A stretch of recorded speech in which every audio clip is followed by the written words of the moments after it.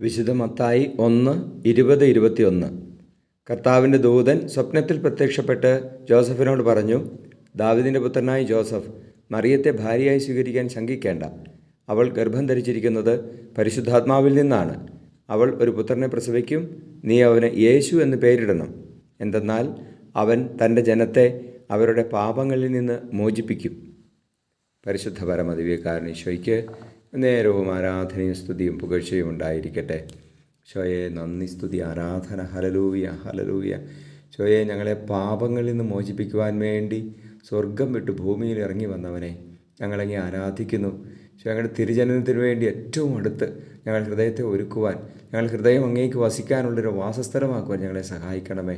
ഈശോയെ, ബെത്ലഹേമാക്കി ഞങ്ങളുടെ ഹൃദയങ്ങളെ മാറ്റണമേ. നമ്മുടെ കർത്താവ് മിശിഹായുടെ കൃപയും പിതാവായ ദൈവത്തിൻ്റെ സ്നേഹവും പരിശുദ്ധാത്മാവിൻ്റെ സഹവാസവും നിങ്ങളോടുകൂടി ഉണ്ടായിരിക്കട്ടെ, ഇപ്പോഴും എപ്പോഴും എന്നേക്കും. ആമേൻ.